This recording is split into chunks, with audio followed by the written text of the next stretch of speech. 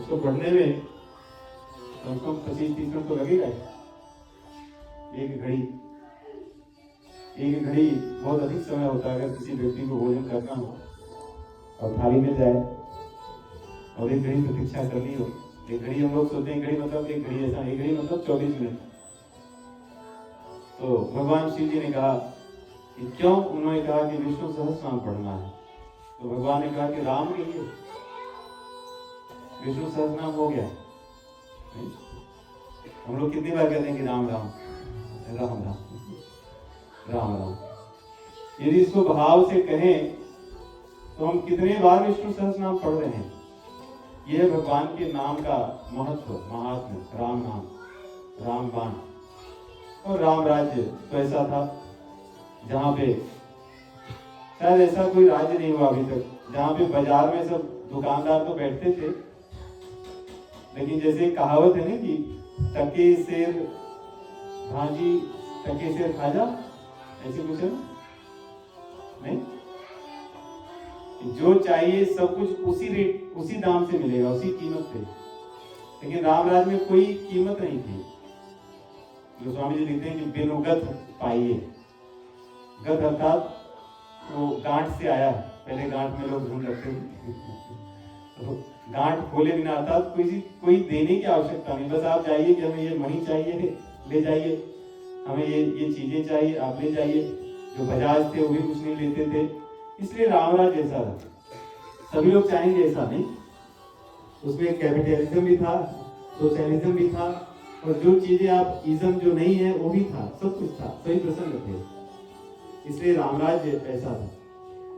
हम बात इसलिए कह रहे हैं, यदि हम भगवान के मार्ग में चलेंगे तो संसार की अन्य जो हमारे मन को व्यथित करने वाली, विचलित करने वाली जो चीजें हैं, उनसे न प्रभावित होकर के अपने शास्त्रों के सिद्धांतों से अपना आत्मरंजन करेंगे, अपने मन को एक आश्रय देंगे।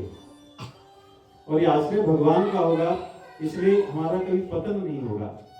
अन्यथा रावण जैसा व्यक्ति यदि आज हो तो उससे अधिक पूजनीय कोई नहीं होगा संसार में। हम आपको सुनने के लिए और ऐसे कोई लोग नहीं मिलेंगे, सब लोग उसी की चर्चा करते रहेंगे कि आज रावण ने क्या किया, आज वो कहाँ फ्लाई कर रहा है, आज उसने क्या बोला। नहीं, यही तो होगा कि आज उसने क्या बोला, कहाँ गया, क्या खाया, क्या खरीदा, कौन सी नई फ्लाइट ले आया है, कैसे क्या कर रहा है। अधिकतर चर्चा उसी की होगी सर्वत्र, और किसी की चर्चा नहीं होगी। परंतु ऐसा व्यक्ति भी, उसका भी पतन हुआ। जब उसकी सभा में हनुमान जी जाते हैं तो उसके प्रभाव से देखकर वो डरे नहीं, क्योंकि उनके पास राम नाम था, राम बाण जैसा उनका आचरण था, राम राज्य वो जीते थे। इसलिए रावण के राज्य में जाकर भी उन्हें कोई आश्चर्य नहीं हुआ। नहीं तो सामान्य व्यक्ति एक बार कहीं भारत से यहाँ अमेरिका में पहुंचते तो यहाँ से एकदम वो चकरा जाते, ये कैसा है, ये ऐसा है, ये ऐसा है, ये ऐसा है।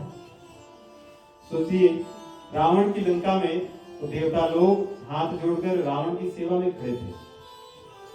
वहां का जो सौंदर्य है, यहाँ तक कि जो पुष्पों की मान का हनुमान जी ने दर्शन किया था जाते ही, यहाँ पर वर्णन नहीं परंतु वाल्मीकि में बहुत विस्तार से वर्णन है। उसको देखकर कोई व्यक्ति भी मोहित हो जाएगा कि ऐसा विमान हो सकता है क्या।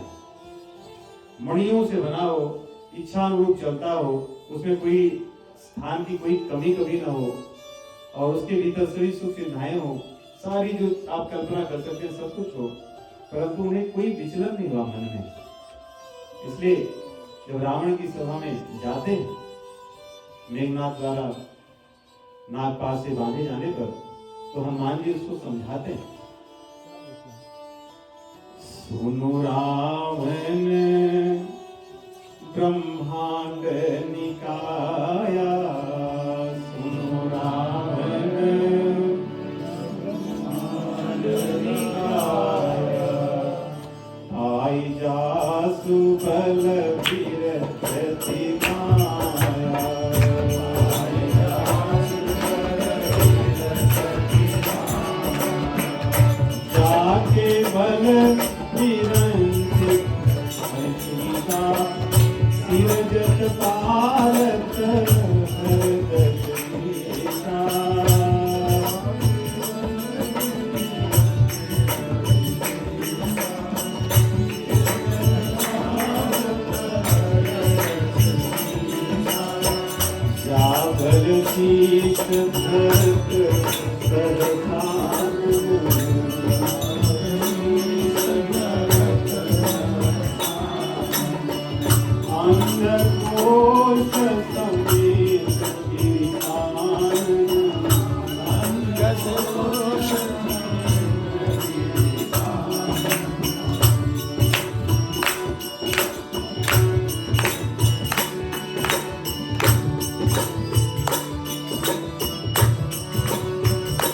कहते हैं कि तुम्हारे पास जो बल आया है वही प्रभु से आया है, इसलिए मैं बहुत आश्चर्यचकित या मुझे कोई विमोहन नहीं हुआ, क्योंकि मैं जानता हूं इसके स्रोत को क्या है।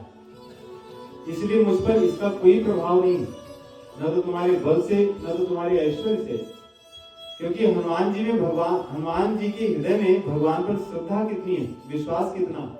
इसलिए कहते हैं कि सुनु दशकंठ कहूं पनरोपी, सुनु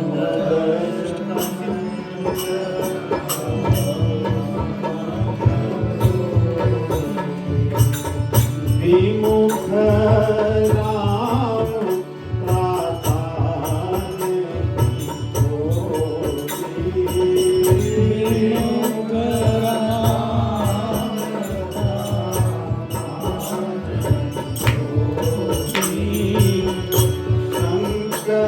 प्रातान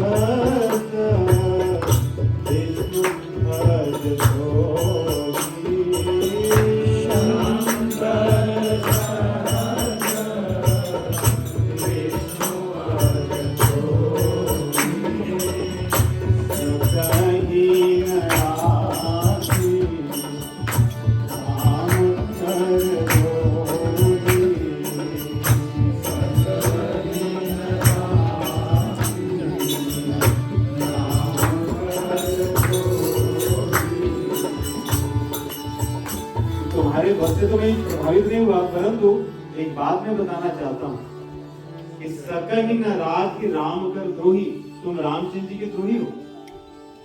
और रामचंद्र जी ऐसे हैं कि शंकर सहस विष्णु अज, मतलब एक ब्रह्मा नहीं, एक विष्णु नहीं और एक शिव जी नहीं, शंकर सहस्र, ऐसे सहस्र ब्रह्मा हो, विष्णु हो और शिव जी हो, वे मिलकर के यदि किसी की रक्षा करें, अर्थात उसको सब कुछ अपना ऐश्वर्य दे दें। अब रावण का ऐश्वर्य कितना था ऐसे सोचिए। इस सृष्टि में कोई व्यक्ति कितना भी बुद्धिमान हो, क्या वो बृहस्पति जैसा बुद्धिमान हो सकता है? कोई व्यक्ति कितना भी धनवान हो, क्या कुबेर जी जैसा धनवान हो सकता है? या आजकल इस पृथ्वी में कोई कितना भी शक्तिशाली हो, क्या इंद्र जैसा सुख भोग सकता है या इंद्र जैसा शक्तिशाली हो सकता है?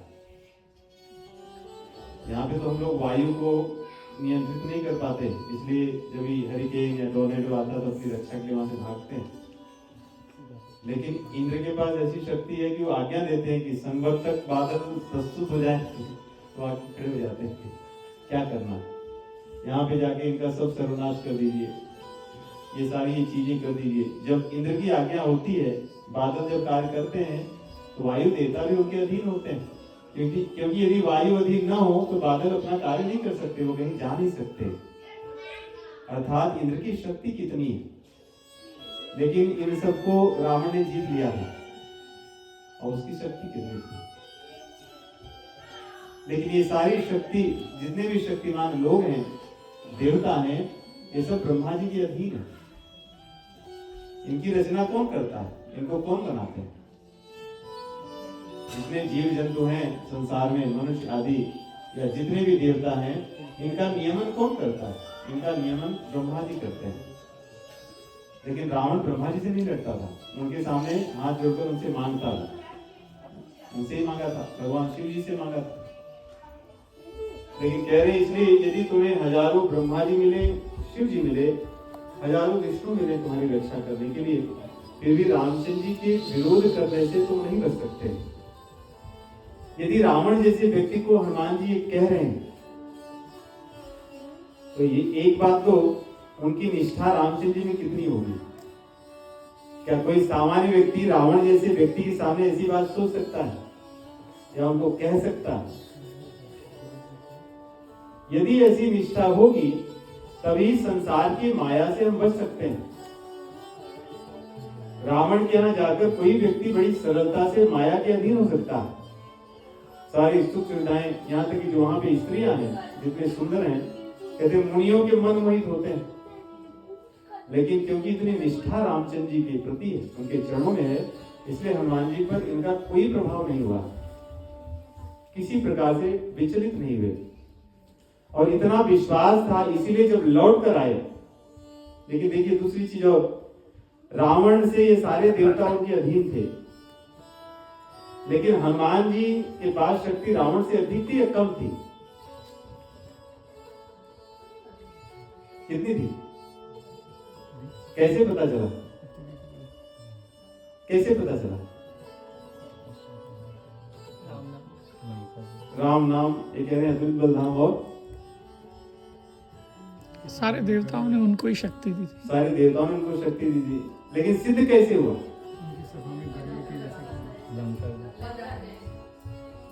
लंका दहन नहीं, इतने शक्तिशाली व्यक्ति के यहाँ जाकर उसकी सभा में खड़े होकर के, और उसके बाद में उसकी लंका को उसके देखते देखते ही जला दिए, और जिसकी इच्छा हुई उसके घर नहीं जलाए, और फिर सरलता से लौटकर चले आए। तो हनुमान जी ने वही सिद्ध कर दिया कि तुम्हारी जो शक्तियां हैं, जो तुमने इतना प्राप्त किया देवताओं को अपने अधीन करके, ये मेरे लिए कुछ भी नहीं है। ऐसा नहीं हनुमान जी थक गए फिर हाँफ रहे थे कि वो क्या करें, कैसे भागते हैं, मतलब उनके लिए कोई ये श्रम का कार्य नहीं था। ये ऐसे ही जैसे कोई व्यक्ति चुटकी में कोई कार्य कर दे, ऐसे उन्होंने कार्य करके और लौट आए।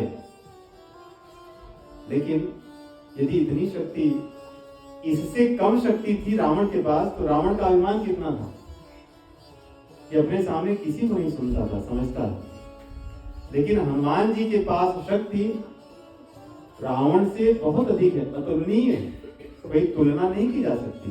फिर भी ये सब कार्य करके जब लौटकर आए, जब भगवान श्री रामचंद्र जी ने पूछा तो उन्होंने अपनी शक्ति को स्वीकार नहीं किया। ये विनम्रता। वैष्णवों में, भागवतों में, भगवत भक्तों में केवल पाठ करने से, श्लोक को पढ़ लेने से, भजन को गा लेने से ये साधना नहीं होती। साधना इन गुणों को धारण करने से होती है कि जो हमसे श्रेष्ठ हो, और भगवान इनकी शक्ति को ही सदैव सर्वोपरि मानना, और हमारे जीवन में जो कुछ हो रहा है, अच्छा और बुरा, जैसे बुरा को तो सही मानते कि भगवान कर रहे हैं, लेकिन अच्छा को कोई नहीं मानते। जब अच्छा हो जाता है तो लोग अपनी बातें कहते हैं, बुरा हो जाता है तो भगवान को दोष देके फिर अपना कुछ समय प्रतीक्षा करते हैं कि अच्छा हो। तो जब कोई हमारे जीवन में अच्छा हो, वहां से निकल, वहां से स्पीकर साहब निकल,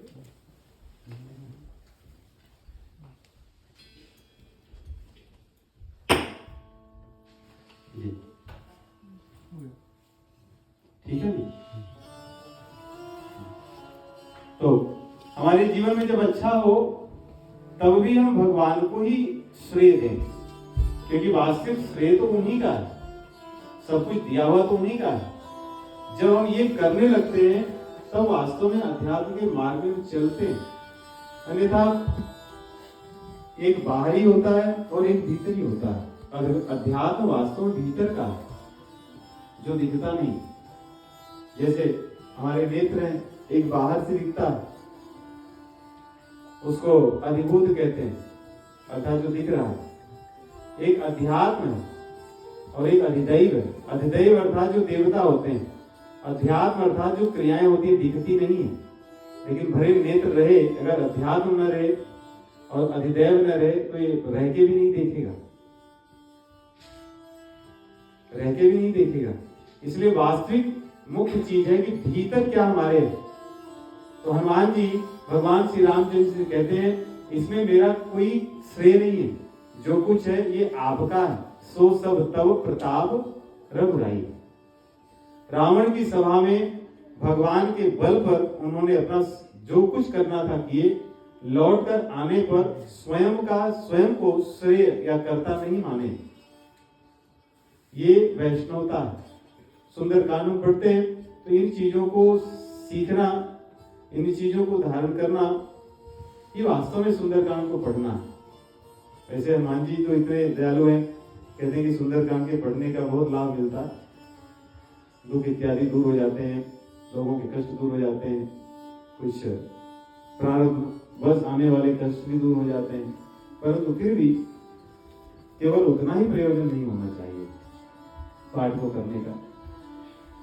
चौपाइयों से और हनुमान जी के द्वारा किए गए जो चरित्र हैं उनसे हमें सीखना और उसको सीख कर धारण करना। इसी प्रकार एक प्रसंग विभीषण जी का आता है आगे। विभीषण जी भगवान श्री रामचंद्र जी को प्रेम तो करते थे, मानते तो थे, नास्तिक नहीं थे, और उनकी श्रद्धा बहुत अधिक थी। इसीलिए लंका जैसे नगर में रहकर भी, ऐसे देश में रहकर भी लोग भगवान का भजन करते थे। इसलिए हनुमान जी को जब मिले तो हनुमान जी से उनकी बड़ी सार्थक चर्चा हुई, भगवत चर्चा हुई। हनुमान जी ने उन्हें भगवान की कथा भी बताई, राम कथा बताई। परंतु रामचंद्र जी के पास आने के लिए उनकी इच्छा नहीं हुई, क्योंकि लंका में सभी सुख सुविधाएं तो थी, जैसे हम लोग को सभी सुख सुविधाएं हैं नहीं? फिर भी हम उतना भजन नहीं करते जितना करना चाहिए। तो एक प्रकार से देखें तो विभीषण जी की भी ऐसी स्थिति थी कि सब घर बढ़िया बना के रखे थे, मंदिर बढ़िया था, उनका घर ही मंदिर था, और लोगों ने तो अपने मंदिर को घर बना लिया था, लेकिन विभीषण जी ने अपने घर को ही मंदिर बना रखा था। और हनुमान जी को बहुत अच्छा लगा, बातें हुई, लेकिन रामचंद्र जी के पास लौटने की उनकी इच्छा नहीं हुई। कब लौटे? जब रावण ने लात लगाई तब। जब व्यक्ति लात खाता है किसका? जहां से उसको आशा होती है, जहां से भूख मिलने की इच्छा होती है। सभी की इच्छाएं प्राय ही रहती है, जब संसार में लोगों को तो नहीं मिला लेकिन हमें मिल जाएगा, इसलिए अब कुछ समय बाद देखते हैं क्या होता है। और कई बार रुके हुए, बिगड़े हुए कोई काम होते हैं, अगर हो जाते हैं तो व्यक्ति फिर उसी मार्ग पे चला जाता है, फिर भोगता है। फिर कभी गाड़ी फंस जाती है तो फिर देखते हैं, फिर अगर गाड़ी चलने लगी तो फिर चलते हैं, ऐसे जीवन बीतता है। विभीषण जी इसी प्रकार की ही जीवन शैली में रहते थे कि लंका में उन्हें सुविधा थी, रावण ने उनके लिए अपवाद रखे थे, एक्सेप्शन थे कि विभीषण के लिए चीजें छोड़ दी जाए, बाकी लोगों के लिए अलग नियम था, क्योंकि उनका रावण के लघु भ्राता थे, बड़े प्रिय थे। परंतु जब रावण को शिक्षा देने लगे भगवान के प्रति, तब वो नहीं सह पाया। बाकी सब चीजें सुन लेता था, लेकिन भगवान के बारे में वो नहीं सुन सकता था। ऐसे व्यक्ति के संग में रहने के कारण ही उन्हें लात खाना पड़ा, क्योंकि हनुमान जी जो आए थे, कोई भी उनकी बाध्यता नहीं थी कि विभीषण जी उनके साथ लौट जाते, कि कोई काम था, कुछ नहीं था। बल्कि हनुमान जी को बहुत सरल होता कि घर सब जला रहे थे, एक घर बचाना नहीं पड़ता, पूरा एक साथ वे सब। बल्कि हनुमान जी को अलग से ध्यान रखना पड़ा कि सब जल जाए लेकिन एक घर बचा रहे विभीषण का। अगर विभीषण जी चलने के लिए तैयार होते, हनुमान जी अपने साथ उन्हें ले जाते, फिर उनका घर नहीं बचाते। तो हमें भी कई बार हमारे घर बच जाते हैं, हम लोग भोग विलास में लगे रहते हैं, और फिर घर बच जाता तो हम खुश हो जाते, चलो अच्छा हुआ, बाकी का सब हो गया, क्योंकि मैं भगवान को मान रहा था, उसका ही फल मिला है कि आज मेरा घर बच गया है। लेकिन वो इसलिए बच गया है कि वो घर पूरा छोड़ के हमें जाना होगा। और लात जब लगी रावण की, तब जाते हैं और तब कहते हैं, कौन सा तुम्हारा 46 41,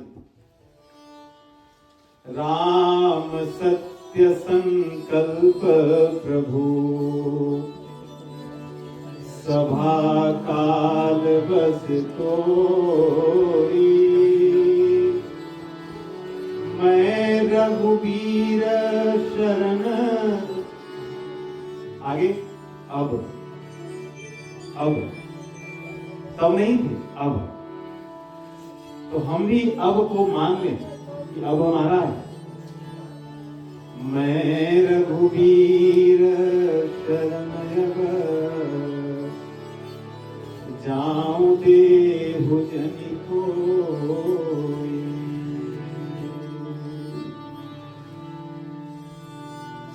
तो हम भी प्रतीक्षा न करें कि हमें कोई मारे। और संसार वास्तव में क्या रावण से कम है? संसार रावण से कम है? हम अगर ध्यान से देखें तो हमारे आसपास ही सब रावण है, हमारे भीतर ही रावण है। आसपास की बात तो बाद में। रावण क्या है? भोगवादिता,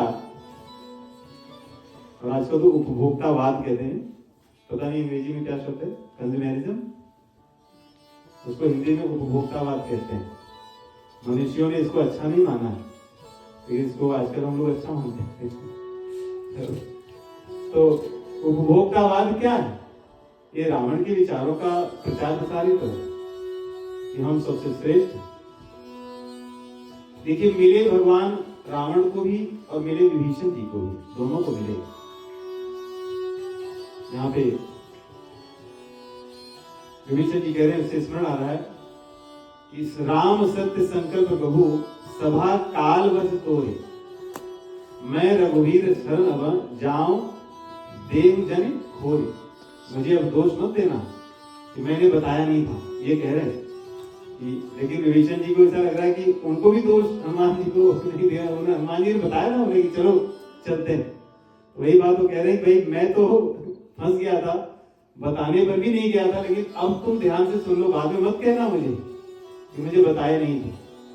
तुम्हें भी मिलेंगे रामचंद्र जी और मुझे भी मिलेंगे। तुम्हें कैसे मिलेंगे? काल के रूप में।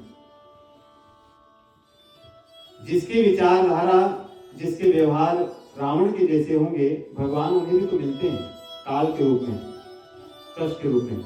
अभिमान को जब ठोकर लगती है तो ये भगवान का ही दिया हुआ, भगवान ही एक तरह से मिल रहे हैं, हमें मुड़ने के लिए संकेत कर रहे हैं। तो विभीषण जी कहते हैं कि आप काल के वश, काल आपको मिल गए और मैं तो रघुवीर की शरण में जा रहा हूं।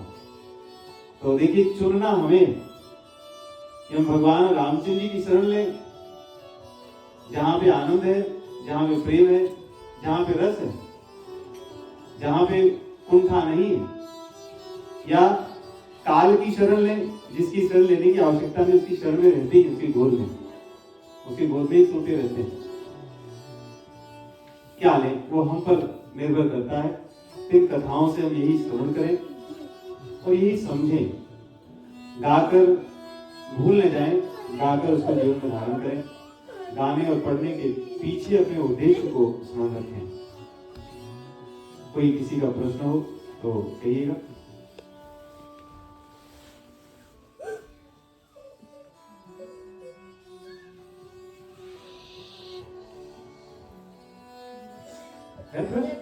जी कहिए। जी, विभीषण जी राम जी के भक्त थे, तो अंदर से उनको ऐसा तो होता ही होगा ना कि मुझे भी एक दिन भगवान को मिलना है। जी। तो हनुमान जी तो स्वयं गए, तो उस टाइम पे उनको क्यों ऐसा है? क्योंकि वो तो ऑलरेडी राम के भक्त थे, तो माया ने घेरा था, इसलिए कि वो थोड़ा मुझे। देखिए, विभीषण जैसे, हमने इसे आरंभ में कहा कि अधिकतर भक्त लोग विभीषण जैसे ही हैं। उनको लगता है कि हो गया हमारे, या बाद में मिलेंगे, बाद में, अभी तो सब कर लें, नहीं, अभी पूरा माल बटोर लें, अभी यहाँ पे यश लूट लें, अभी यहाँ पे ये प्राप्त कर लें, अभी यहाँ पे ये कर लें, अभी ये कर लें, फिर बाद में देखते हैं, फिर बाद में देखते हैं, फिर बाद में देखते हैं, है ना। तो विभीषण की यही धारणा थी। और वास्तव में यही माया है। वास्तव में माया यही है। माया के अलग अलग स्वरूप है। हमारी आशा रहती है संसार से। देखिए, अगर कोई व्यक्ति को एक गिलास में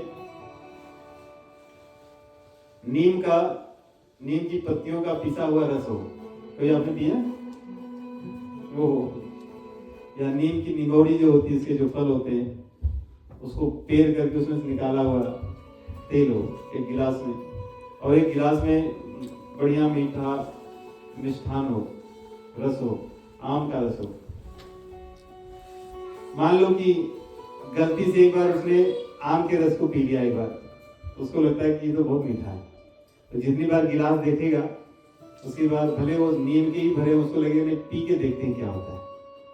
कई लोग पी करके बोले बहुत कड़वा है, ये पीने योग्य नहीं, लेकिन वो सोच रहा है कि नहीं मीठा तो एक बार था, तो हो सकता है ये होगा, ये होगा, ये होगा, ये होगा। वैसे ही संसार में एकाध बार व्यक्ति को ऐसा लगता है कि मेरे पास कोई दुख नहीं है, सब चीजें बढ़िया ही हैं, सब कुछ हमने प्राप्त कर लिया है, हमारे में कोई शत्रु है, न हमारे पास कोई कष्ट है, हमारा स्वास्थ्य भी अच्छा है, कोई धन की चिंता नहीं है, किसी प्रकार की कोई कमी नहीं है, तो उसी सुख को आश्रित मान लेता है। उसके बाद वो नीम की जो निमोर की या नीम के तेल को भी जब मिलता है उसको भी सोचता है अब नहीं तो बाद में तो मिलने वाला है, आम का रस तो मिलेगा, क्योंकि एक बार हमें ऐसा लगा था। वैसे ही होता, हमें भी संसार में कभी से सुख मिल जाते हैं और उसी सुख के आश्रित हम रहते हैं, जबकि अंततोगत्वा सभी सुखों का जो स्वाद है वो नीम के तेल जैसे ही होता है, नीम के तेल जैसे होता है।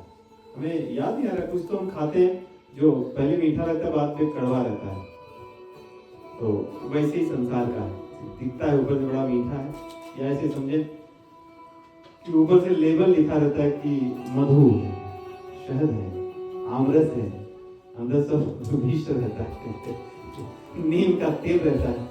हम लोग उस लेवल को देख करके ये लेवल अच्छा है इसलिए हमको ये चाहिए। तो विभीषण जी भी ऐसे थे कि वहां के प्राइम मिनिस्टर थे विभीषण जी। रावण तो सबसे ऊपर था, वो जैसे यूके में होता है ना प्राइम मिनिस्टर और क्वीन किंग, तो वैसे ही रावण के यहाँ था, वो तो किंग था, लेकिन सब देखने वाले तो विभीषण जी थे। तो विभीषण को वही सुख सुविधा वही सम्मान मिलता था जो एक राजा को मिलता है, तो कौन छोड़ सकता है उसको।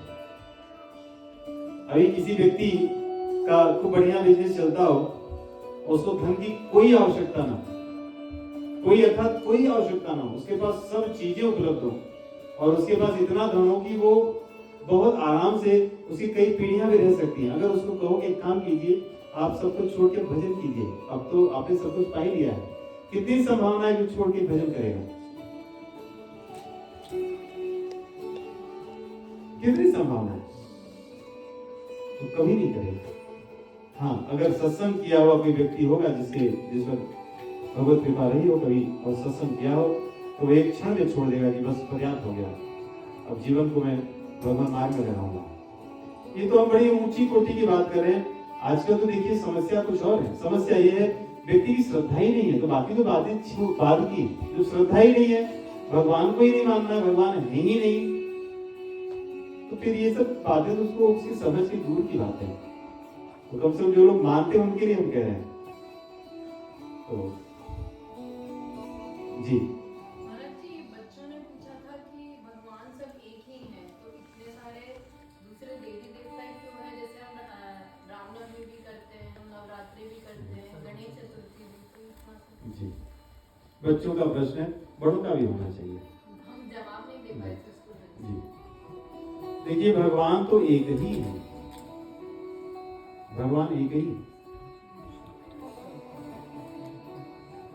एको नानेयते यद्वत् भगवान शास्त्र वदन भी वत भी, भागवत महापुराण में कहते हैं एक ही है, नाना यते, वो अलग अलग प्रकार से दिख रहे हैं, अलग प्रकार से दिख रहे हैं। जैसे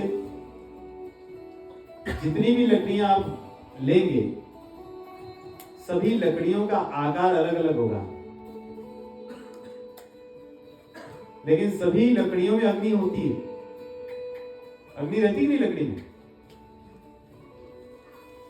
यदि उनको जलाओगे तो उनमें जलने वाली जो अग्नि होगी उसका आकार भी अलग होगा। तो अग्नि है कि नहीं? अग्नि कितने प्रकार की? जितनी लकड़ियां उतने प्रकार की या एक ही? एक ही। लेकिन जिस लकड़ी में आग लगी है उस लकड़ी में अग्नि का आकार अलग दिखेगा, लेकिन तत्व तो एक ही है। तो एक ये दृष्टांत। दूसरा, भगवान एक ही है। उन्होंने अपनी इच्छा की है कि मुझे बहुत बनना है, तो उन्होंने बहुत बने। उन्होंने 3 गुणों का आश्रय ले लिए। ये आप लोगों के लिए है, फिर बच्चों के लिए, उसमें से आप लोग समझाइएगा। तो भगवान ने रजोगुण का आश्रय ले लिया, तो सृष्टि का निर्माण कर दिया, ब्रह्मा जी बन गए। ब्रह्मा जी कौन है फिर? भगवान ही है। उन्होंने एक रजोगुण का ऐसे कपड़ा पहन लिया तो ब्रह्मा बन गए। फिर भगवान ने कहा कि अब सृष्टि बन गई, इसको चलाने वाला तो कोई होना चाहिए, तो उन्होंने सतोगुण का आश्रय ले लिया तो विष्णु बन गए। तो सतोगुण बना का आश्रय लेके वो पालन कर रहे हैं। वही भगवान है, अलग कपड़ा पहने पालन कर रहे हैं। अब सृष्टि बन गई, अब मुझे खेलना है तो इसका विनाश भी करना है, फिर नहीं बनाना है, विनाश करना नहीं बनाना है, तो विनाश कौन करे? उन्होंने तमोगुण का आश्रय लेकर के शिव जी बन गए, विनाश करने लगे। तो ये हो गए ब्रह्मा विष्णु महेश। अब उन्होंने जो सृष्टि बना दी ब्रह्मा जी ने, तो सृष्टि में क्या ब्रह्मा जी को लगता है कि मैं सब काम करूं कि कराऊं सबसे? तो उन्होंने अपनी सृष्टि में रचना की, सूर्य की, चंद्र की, और वो सब काम अलग अलग लोगों को दे दिया।